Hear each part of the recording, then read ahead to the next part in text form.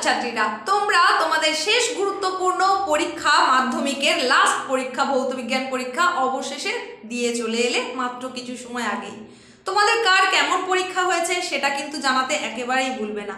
শুধু ভৌত বিজ্ঞান নয়, সমস্ত বিষয়ের পরীক্ষা তোমাদের কেমন হয়েছে সেটা অবশ্যই জানিও।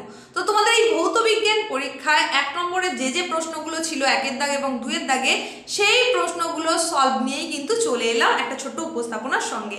তোমরাও মিলিয়ে নাও, দেখে নাও এবং কে কতগুলো ঠিক করেছো সেটা কিন্তু কমেন্টে জানাতে একেবারেই ভুলবে না।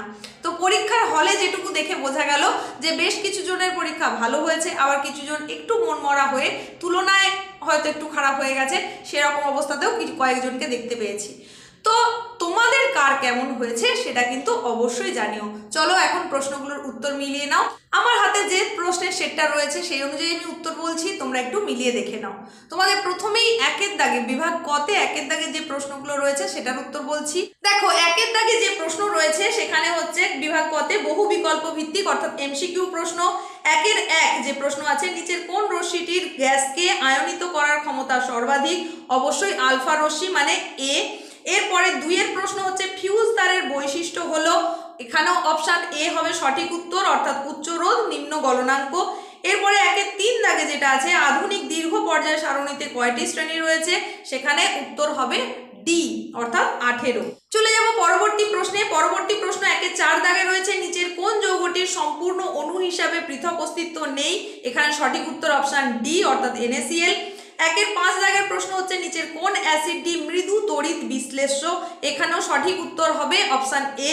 পরের 1-এর 6, লঘু সালফিউরিক অ্যাসিড মিশ্রিত পটাশিয়াম ডাইক্রোমেট দ্রবণে H2S চালনা করলে কি রং উৎপাদন হয়?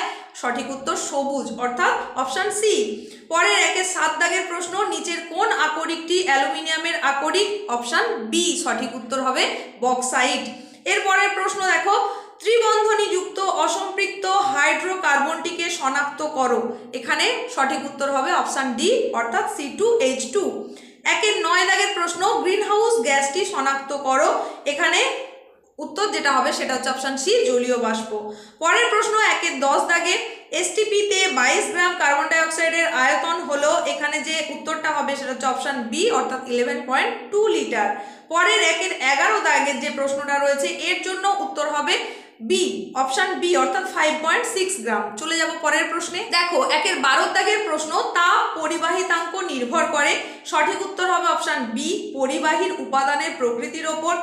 এরপরে 1-এর 13 দাগের প্রশ্ন, আলোর প্রতিসরণের সময় নিচের কোন রাশিটি অপরিবর্তিত থাকে? এখানে সঠিক উত্তর হবে অপশন সি অর্থাৎ কম্পাঙ্ক। এবার 1-এর 14 দাগের প্রশ্ন, কোন প্রকার দর্পণে অসৎ ছোট ও সমশীর্ষ প্রতিবিম্ব গঠিত হয়? অবশ্যই উত্তল দর্পণ অর্থাৎ সঠিক উত্তর অপশন সি। পরের প্রশ্ন 1-এর 15 দাগে, নিচের কোন এককটি তড়িৎ শক্তির একক? এখানে সঠিক উত্তর হবে অপশন সি অর্থাৎ কিলোওয়াট ঘন্টা। এরপরে চলে যাব বিভাগ ক্ষয়ের প্রশ্নে। বিভাগ ক্ষয়ে তোমাদের প্রথমেই 2-এর দাগের 2.1 হিসেবে যে প্রশ্ন আছে সেটা হচ্ছে তেজস্ক্রিয়তার এসআই এককটি লেখো। এখানে সঠিক উত্তর হবে বেকারেল। আর তারই সঙ্গে দেখো অথবা প্রশ্ন হিসেবে যেটা রয়েছে এখানে উত্তর হবে 1 একক বেড়ে যাবে। চলে যাব পরের প্রশ্নে অর্থাৎ 2-এর 2 দাগ, যেখানে ডান বাম মেলানো রয়েছে। এখানে দেখো 2-2-1-এ যেটা রয়েছে জার্মান সিলভারে উপস্থিত ধাতু, এখানে সঠিক উত্তর হবে অপশন ডি। আর 2-2-2-এ যেটা রয়েছে ইউরেনিয়ামোত্তর মৌল, অবশ্যই সেখানে সঠিক উত্তর হবে অপশন সি অর্থাৎ পিইউ। তারপরে 2-2-3-এ যেটা আছে ক্যালামাইন থেকে নিষ্কাশিত ধাতু, এখানে সঠিক উত্তর হবে অপশন বি অর্থাৎ জিঙ্ক জেডেন।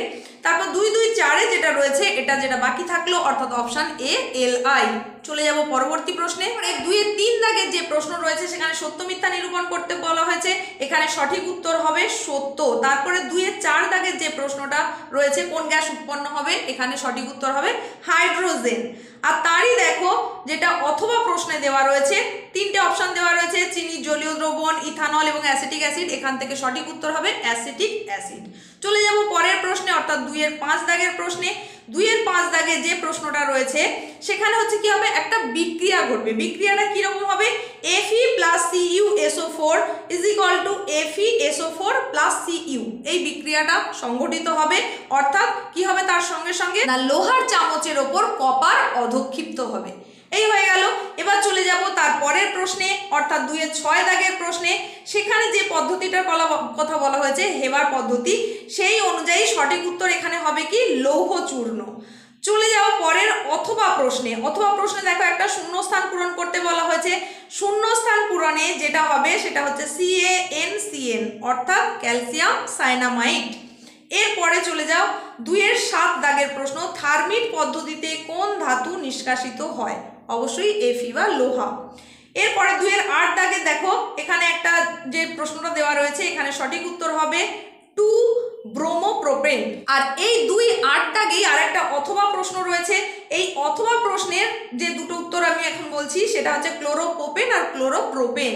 তারপরে চলে যাও 2-এর 9 দাগের প্রশ্ন। 2-এর 9 দাগে যেটা তোমাদের বলা হয়েছে, রান্নার পাত্রে আঠাবিহীন প্রলেপ বা ননস্টিক প্রলেপ দেওয়ার জন্য ব্যবহৃত পলিমারের মনোমারটির নাম লেখো। তাহলে এটা হবে টেট্রাফ্লুরোইথিন।